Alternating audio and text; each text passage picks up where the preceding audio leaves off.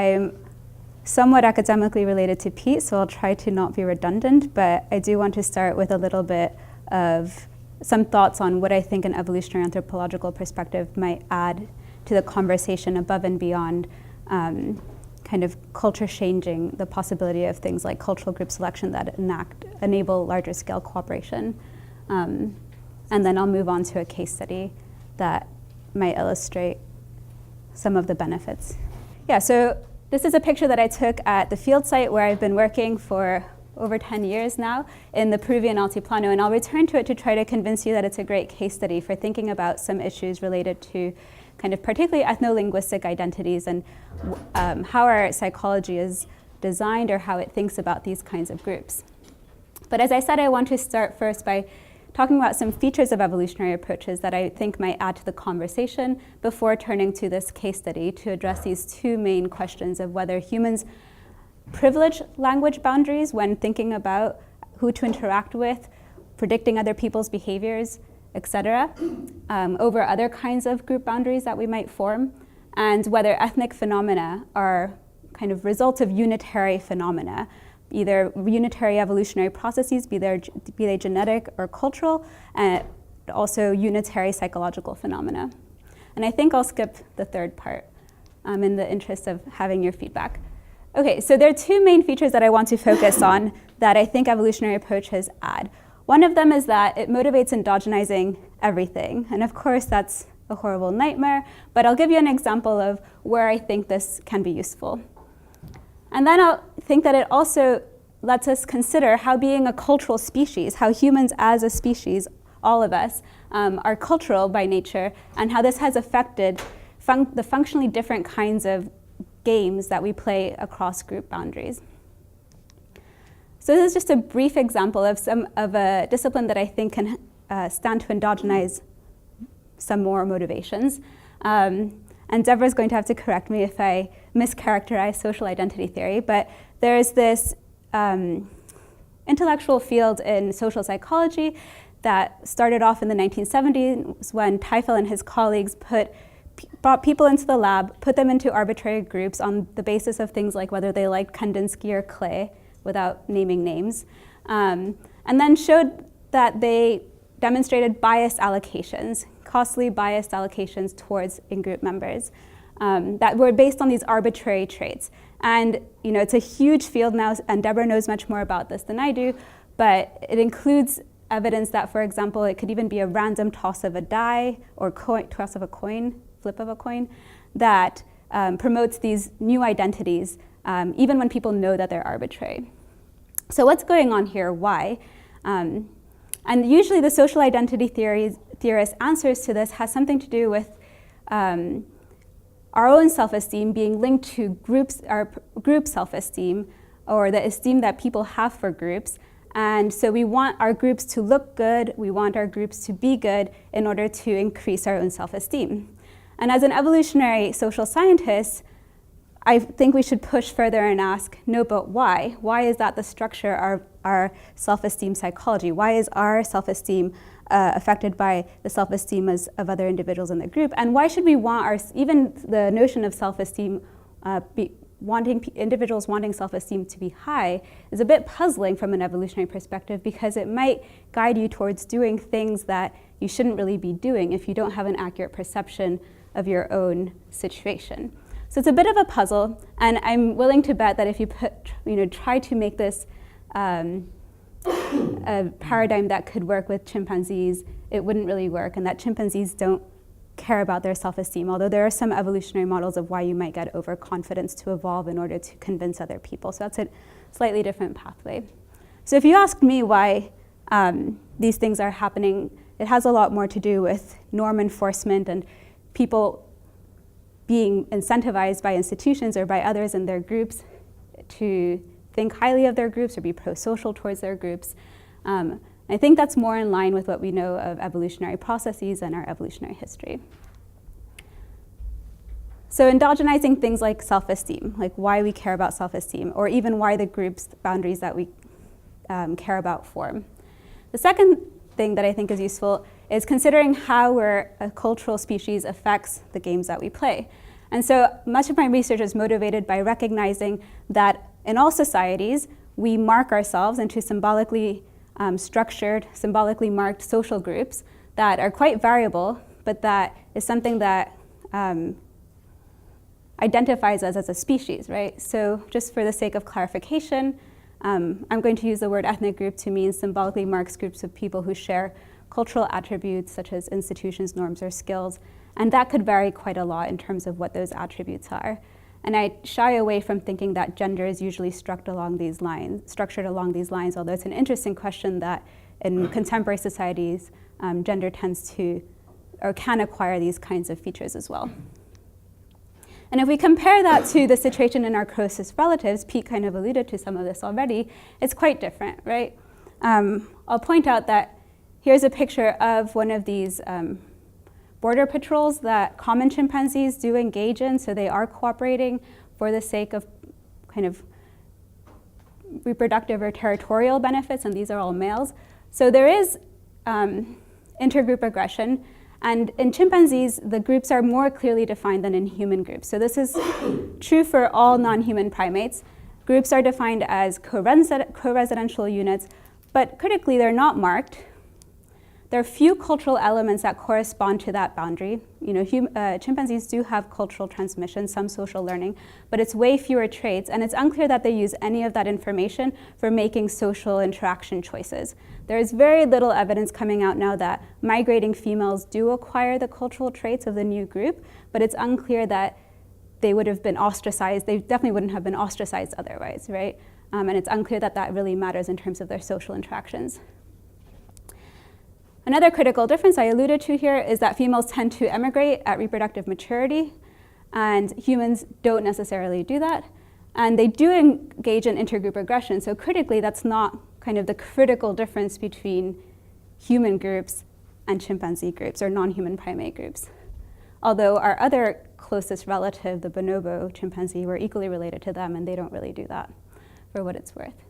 Okay, so culture changes the landscape of groups that we have to deal with. We produce these hierarchically structured groups that Pete also alluded to, right? So we have households nested within lineages that are corporate lineages sometimes, that are nested within clans, that are nested within tribal units. Eventually we get nation states and so forth. We culturally evolve cross-cutting groups. And you know, the classic case of this is religious groups, or in some tribal societies, there are age sets, for example, that cross-cut corporate lineages. And we also produce endogamous groups, unlike the non-human primates. So we culturally evolved groups where you're supposed to marry within the group and not outside the group. And we also develop landscapes with different cues to group membership. And the critical one that I'm going to focus most of my work on is the language as a cue to group membership. So we've created ethno-linguistic landscapes. They're everywhere.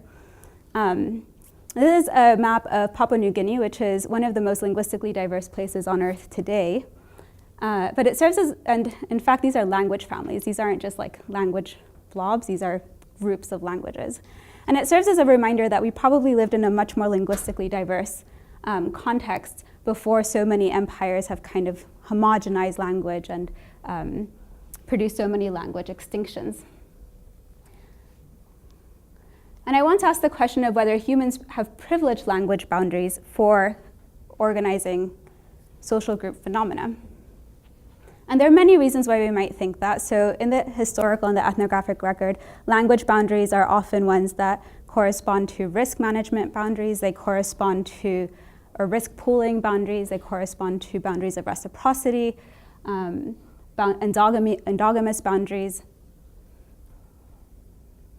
But it's also the case that it's a cue that's rehearsed daily, and it's easily detectable, so people can categorize easily along these dimensions.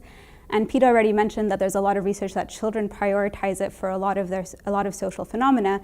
Actually, neonates can differentiate already between the maternal language and foreign languages because they get information about that in utero. So if the linguistic differences include cadence differences, as they do between French and German, neonates can actually already differentiate that. Culture also changes the intergroup games that we play. So it's not just that it changes the cues that we use to form the boundaries. And so this is, I think, a critical goal for us, is to start tearing apart what identity means and thinking more functionally about the different elements of the games that people play in groups. So this might not even be a group behavior. Who does what? So being able to predict other people's behavior, maybe it's not even a game, but it's something that starts mattering a lot more for humans, because we've developed these cultural groups that are, have a lot of different traits that affect people's behavior, which is different from chimpanzees. And that's quite a different question than who is like me, right? Even if they're not like you, you could want to know how people are going to behave around you.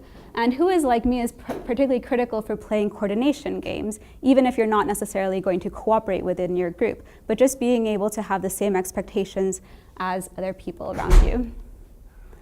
Another question, another problem that we need to be able to solve or know about is who shares information with whom in order to manage our reputations. And of course, this has consequences for kind of cooperative endeavors.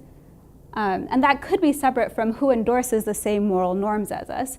And again, is probably important for avoiding punishment and has consequences in terms of large-scale cooperation.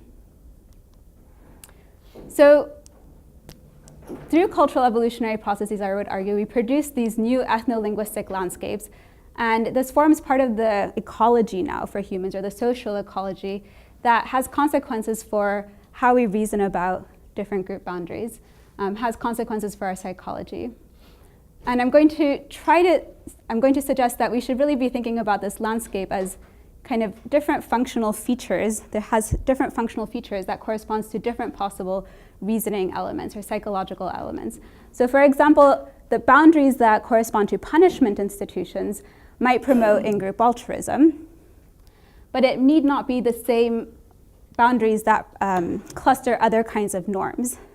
It may or may not be, right? You could have just an institution of punishment at one scale that doesn't correspond to very much other many other normative or technological differences.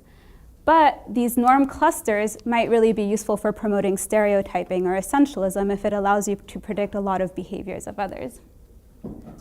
And that could be quite separate from the boundaries that enforce endogamy or make you marry within the group.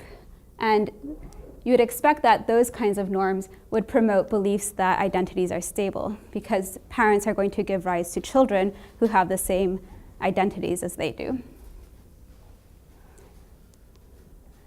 Okay, so can we find evidence that of both of these questions in a case study like the Peruvian Altiplano? And I'll try to explain why I use that case study. Although I feel like I shouldn't have to justify myself too much, because nobody ever justifies themselves when they use undergraduate psychology majors, but, but I think there's some good reasons to go down here.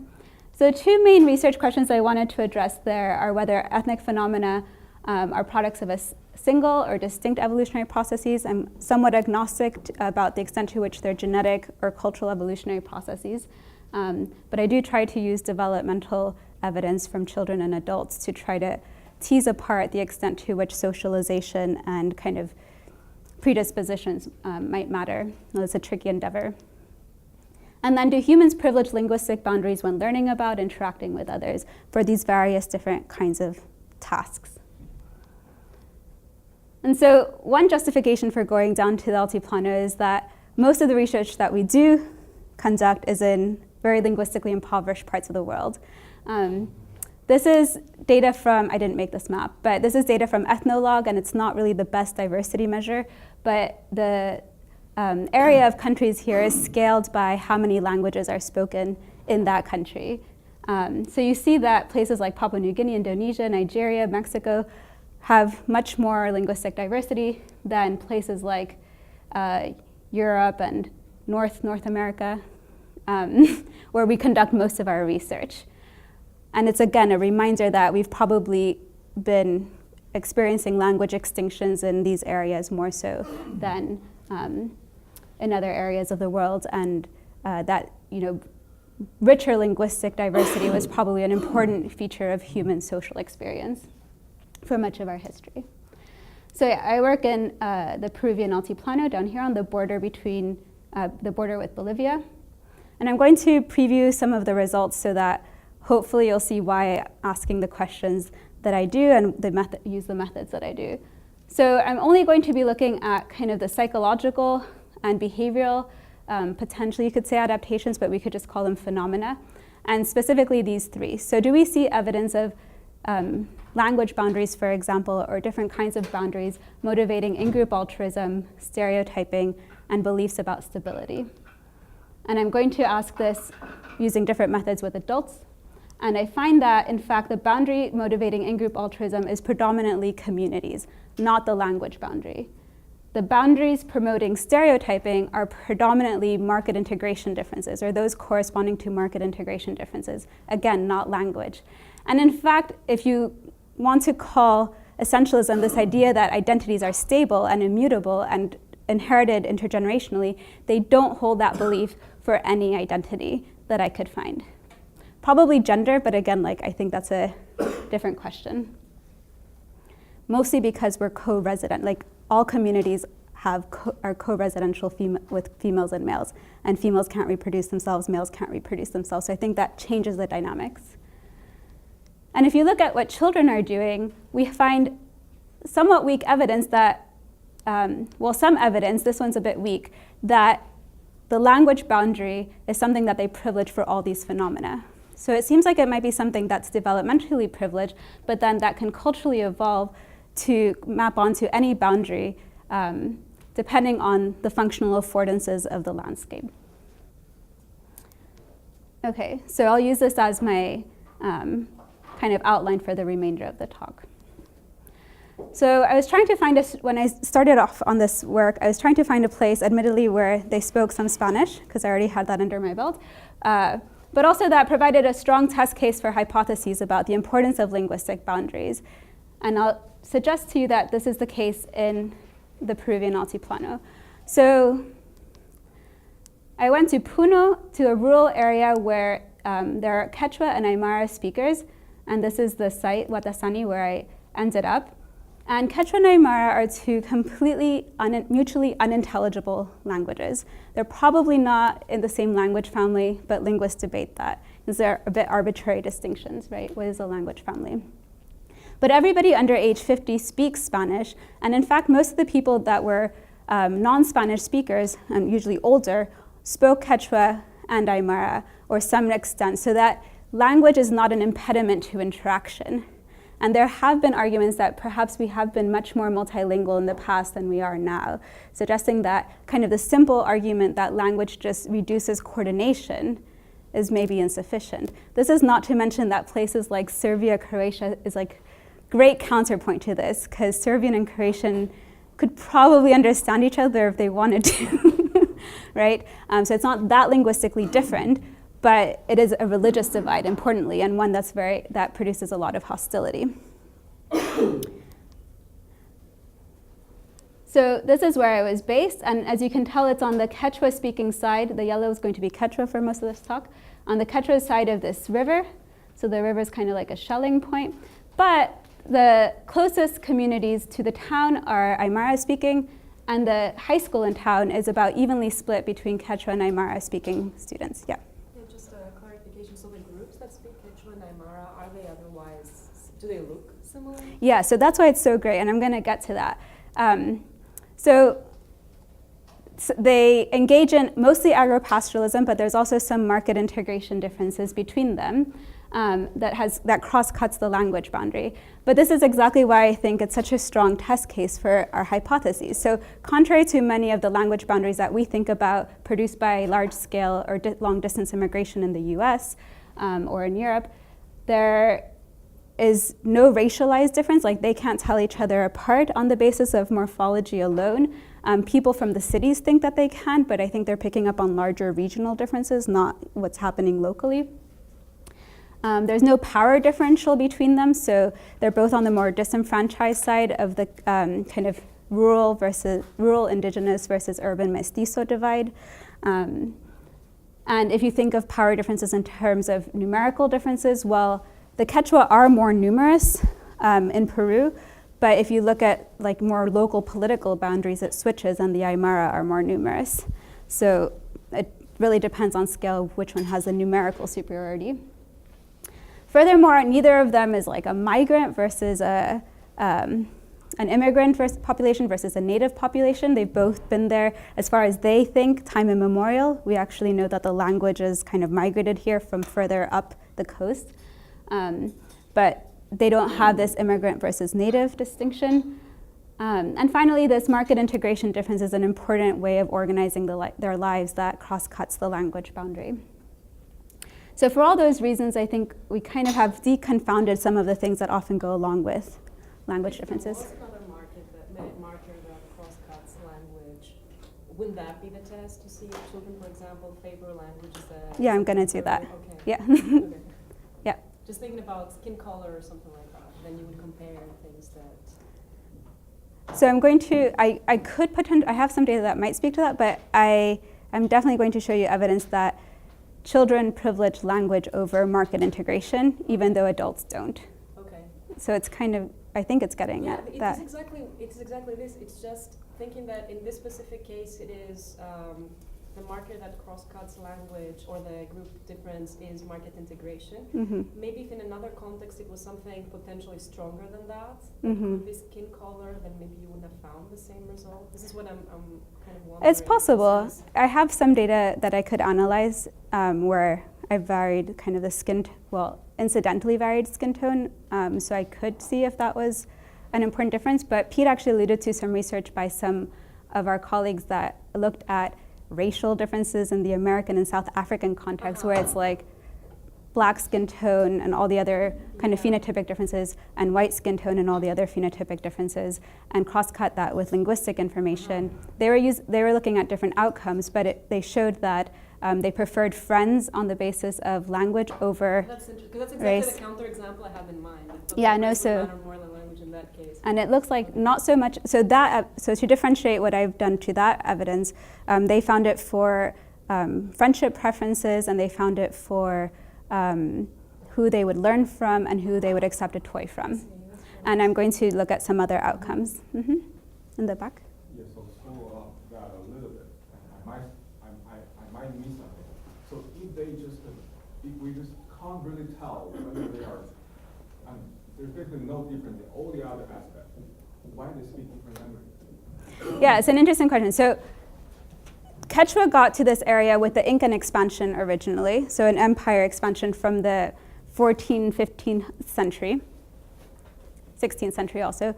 And then it was further kind of spread with some colonial policies of proselytizing. So they're both Catholic, and there were some divisions in terms of where the Catholic Church proselytized with Quechua material versus Aymara material. And I suspect that might have affected like where exactly this boundary fell. But that's starting like in the 1600s, 1700s. But it's still an interesting question, like why it hasn't disappeared altogether, right? And this is something that we find recurringly. Like this is a big puzzle for human linguistic diversity. Like we split up into languages, even though it might be useful and beneficial to be able to coordinate on a single language instead. And that linguistic diversity is maintained. So you had a question as well? No, I was the same. Oh, I see. Okay.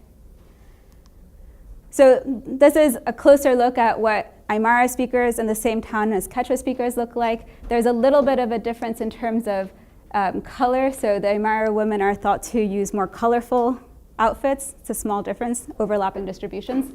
And for the men, there's no such difference in signal. And this brings us back to the original picture that I took, where they're celebrating the same festival in the same place using the same global traditions. And yes, they're all Catholic, they're all syncretically Catholic with a lot of local Andean religious beliefs as well. So you might argue that maybe the joint Catholicism plays an important role here. Here's another thing that happened at a different part of the boundary where Jesus Christ appeared up here. You can see his mustache a couple of years ago on the side of the mountain. And again, like the faithful from both the Quechua and Aymara speaking side are following the same kind of religious traditions and jointly celebrating here. And in contrast to that, here's like some of the important consequences that being more market integrated have. So one of the first successful miners came back with a bunch of money and built the first 3-story and brick fancy house, caused a lot of resentment compared to some of the more common adobe structures in these places. There's also dietary differences that in other places might be ethnic kind of differences. Okay, so in a context like this, where it does look like such a minimal difference, do we see any evidence that there is kind of in-group favoring behavior? Okay. So do these linguistic boundaries motivate in-group altruism? And I'm going to really try to pull teeth here to get them to show some bias, using ethnographic interviews, some economic games, and even trying to test implicit biases. So there's a particularly interesting historical point that I got from semi-structured interviews, was that Watasani, this area that's Quechua-speaking predominantly, used to belong to a predominantly Quechua-speaking province. And in the 1970s, they actually agreed, voluntarily wanted to separate themselves out from this Quechua-speaking province to join this predominantly Aymara-speaking province. And nobody that I interviewed actually regretted this. They were very happy with their new political choice. So they willingly made themselves a linguistic minority in this new political boundary, in this new political unit. And everybody was happy with that choice. Okay, but perhaps they're just trying to be nice, and when there are real stakes on the line, language will matter. So I used economic games here, where I tested how much they wanted to allocate to a regional in-group that was Quechua speaking versus regional outgroups that were either Aymara speaking or Quechua speaking. Okay, so these were, the in-group here would be both a linguistic and regional in-group, and the outgroups would be linguistically in-group or not. And so half of the participants got a Quechua-speaking outgroup here. So a person, I didn't say that it was Quechua-speaking, but they knew that this village was a Quechua-speaking area, Taraco, versus a regional in-group, and they had to just allocate about a third of a day's wage. And half of the participants got an Aymara-speaking outgroup. And so they are in-group oriented in terms of regional in-group orientation. So they give a little bit more to members of the same village, but it didn't really matter if they were Quechua-speaking outgroups or Aymara-speaking outgroups that they were being pitted against. And you might think, well, this is presentation bias, but we actually introduced some randomness in a different game to manage that reputational concern, and it got even less in-group bias even regionally, but also even less biased against Aymara linguistic outgroups. But perhaps implicit bias, there's still some implicit biases that play a role in how they feel about linguistic outgroups. And so I borrowed an implicit association test from social psychologists. And because it's not a very literate population and I wanted to do this with children as well, I had to use kind of negative stimuli like spiders. And I did confirm that they don't really like spiders as much as they like flowers. And they had to categorize these things as quickly as possible, but accurately. And so the assumption of this implicit association task is that when kind of the outgroup is associated with a negative visual stimuli, and you have to use the same button for that, you're going to be faster than when the outgroup is associated with a positive stimuli. And so you're going to have to slow down. And so I'll explain why I broke it up into these stupid categories in a second.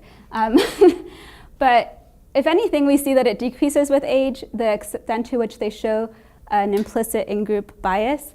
But it is a very mild one. So if you compare this to US white participants doing the same kind of task with African American and white American stimuli, it's twice as big of an effect, and it doesn't change through age. And of course, like, these error bars are huge. So I don't really know if it changes with age, but possibly. Okay, so if anything, these linguistic in-group preferences are weak, and if anything, they decrease with age, though probably they're fairly stable. Okay, so it's still possible, though, that they would think that these are information-rich categories and kind of homogenize the outgroup and differentiate in-group members. So do these linguistic boundaries motivate stereotyping? How are we on time? I use, again, simple tasks because I wanted to be able to use these with children as well. So presented them with 3 characters, 2 of which were spoke the same language, 2 of which kind of had the same market orientation behavior or same occupational behavior, and then asked them to predict if which one would, for example, have the same food preference as this one. Not just food preference, so a bunch of different cultural traits and political traits. And I had 3 different conditions that I varied in terms of how similar the context was to the real world scenario. So either it was the real world categories like I just showed you, Quechua, Aymara, occupational differences, or they were fictional categories, so arbitrary labels, but analogous context to the local area, or completely fictional labels with no novel information. And what we found was that if you divorced the scenario from the real world situation, it increased the probability of their making a language-based prediction. What do you mean when you say analogous versus non-analogous? Okay, so I told them these people speak blah blah language versus haha language, it doesn't matter. And they live about 3 hours walking distance from each other in different communities. So kind of a similar social geography. I think that's it, yeah. So it's as if they retain the expectation that language matters, but that they learn that in the local context that's not really the case, and that actually these market integration differences are more meaningful. This is across age categories, but predominantly driven by the adults. And I did another version of this where I actually had them listen to the audio, listen to Quechua speaking and then Spanish speaking, or Aymara speaking and then Spanish speaking introduction of the characters. And this is where we had the strongest developmental shift, where the children actually made more language-based predictions than did the adults. And this was true in the other cases as well, but it was much stronger when they actually got the audio information, suggesting maybe they hadn't yet kind of learned what the labels referred to. So language-based stereotyping is not really present in adults unless it's a novel scenario, unless it's not about the local context, because they learn that it's not locally relevant, presumably. But children still do use the cue for making predictions about others, even when the adults do not. And despite historical changes in the direction of this language boundary becoming less meaningful organizer of social life as people learn Spanish predominantly. Okay, and finally, stability belief, something that psychologists worry about a lot, like this idea that we're very essentialist about identities and think of them as immutable, has some implications. There's some evidence, for example, in the Middle East that this is associated with like less willingness to cooperate with Palestinian and Israeli populations if you believe that identities are immutable, and less likely to want to negotiate with them. So our linguistic identity is perceived as inherited from parents. And again, I borrow from a developmental psychology task where tell a simple vignette where this baby is born to one set of parents who tragically die, and then is adopted by a different set of parents, and then ask the participants whether the baby will be Quechua like his birth parents or Aymara like his adoptive parents when he grows up. And I contrast this to regional differences in identity instead. So with respect to the linguistic identity, again, we see this developmental trajectory where children think that the child will have the same identity, linguistic identity, as the birth parents, even though adults do not. Adults think he'll just acquire the language of the adoptive group, not surprisingly. But we get no such bias when it's a regional group marker. So when you ask people if he's going to be Limeño or from Lima, like his birth parents, children show no bias. And this is I confirmed with some other studies, this is not really essentialism on the part of adults. It's just that the adults think that wherever you're born determines your kind of regional identity. So if you make the baby born in the different place, that will completely drop what looks like essentialism on the part of adults. So these beliefs that linguistic identities are inherited and stable, we only see them in children in the Watasani context, and we don't see it for regional identities. And I've been kind of collapsing all of the data on this to see if it's actually cross-culturally true, because people have used this task in a lot of different societies. And I'm happy to talk with you guys about that later. So far, it looks like there is a similar developmental bias with respect to language boundaries, but it's an even stronger bias with respect to boundaries that are characterized by power differences, for example. And it's a similar effect with religious boundaries. So it's not clear from the cross-cultural evidence that it's actually kind of particular to language boundaries so far. So from the Peruvian case study, it does look like perhaps there are some adaptations that children are using for learning either about groups and then they really prioritize linguistic groups, or maybe about maybe they're just using the mechanisms that they have for learning language, for being language learners, and then somehow that gets attached as socially meaningful for social groups. But in any case, there seems to be some evidence that they are privileging language, and this would be something that we wouldn't expect in any other primate species, obviously. But that adults are quite flexible in actually differentiate kind of boundaries that matter for altruism, boundaries that matter for stereotyping, and boundaries that matter for essentialism. So I think this suggests that there are distinct selection pressures. This could be just cultural evolutionary pressures for these different, functionally different kinds of tasks that might be relevant to what we call identity, or we could put together as identity. So different selection pressures for institutions that motivate in-group preferences, institutions that cluster norms and might promote stereotyping, and institutions that encourage fixed identity beliefs. But that there might be some early developing cognitive mechanisms that privilege language boundaries for all of these. Oh, and it's really unclear whether it's specific for ethno-linguistic reasoning or for language learning more generally. Yeah, so ask me about this later if you want, but I'd rather have your questions and conversation, right? We have until 11:30, is that right? Yeah. Oops. Yeah.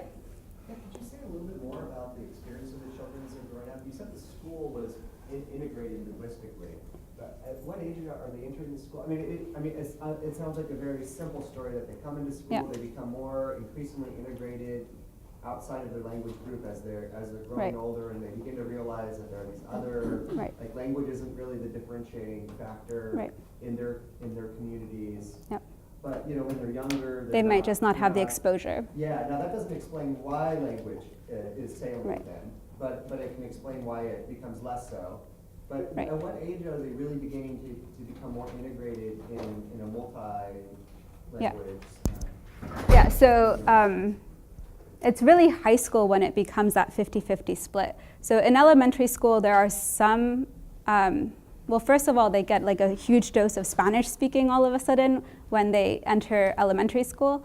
And there are a couple of students who come from the rural community, Aymara speaking communities, because they think the school's better. But it is really high school where there's this kind of discontinuity. And I haven't done this yet, and I keep promising to. And it's not the perfect setup for kind of a regression discontinuity analysis, but to see if it really kind of shows some discontinuity when they enter high school compared to elementary school, which would be around age like 11. Yeah. And I think I had it broken up at that age as well, and it didn't look like a huge discontinuity, but yeah. Anything else? Yeah. Yeah, so I wanted to ask, this thing about the children to adults and language is strange, but I was wondering, so the question is something like, will the baby speak, what language will the baby speak? At first, in this context, what language do they learn to speak first, or? Oh, no, so the question you were asking. Oh, the inheritance task. Yeah, right. Yeah. So you asked them, What? The kids, like, what language will this baby Not speak? quite. It's will they be Quechua, Quechuista, or Aymarista? Okay. So it's a It is identity sort of label. identity group. It's not really in this cultural context. Like, it's actually interesting that the adults in this context, they use the word Quechuista and Aymarista more than they use the word Quechua and Aymara. And ista is the same ending as in English. It's like anarchist, dentist, socialist, right? It implies that it's a performance rather than something inherent. And it implies that it's kind of like speaking Quechua as opposed to something inherent. But I actually have a different study where I varied asking them about Quechuista versus Quechua identity, and it didn't actually change how immutable they thought it was, but it did change how mutually exclusive they thought it was. So it was more possible for you to be both Quechuista and Aymarista than it was for you to be Quechua and Aymara. It's kind of interesting. So it wasn't quite will they speak the language, but do we have time? Or? Yeah. So, should we conclude that language is for cultural identity? That it is or is not? Well, from your talk, it seems like it's not. Right? Well, so it's, my argument would be that it seems to be cognitively privileged, and it's not just my research. Like Pete mentioned some of it, and I mentioned some other research suggesting that infants do have this bias to think of it as socially important, but that cultural evolution and social learning processes are strong enough that if that's not the relevant organizer of your social life, it doesn't matter. And so then we have to start building models where we're trying to understand why language boundaries acquire the certain dimensions that they do, rather than assuming that kind of it's going to be an inherent important part of our identities regardless of where we are. But they do tend to be important. So it's interesting to see kind of when they become Serbo-Croatian differences or when they become Aymara Quechua differences. And it's a nice contrast because these are more different languages, like kind of objectively different languages, but there's less hostility. And Serbo-Croatian are more similar languages, but there's more hostility. So again, it suggests that we're not too constrained in our development by any kinds of biases that we might have.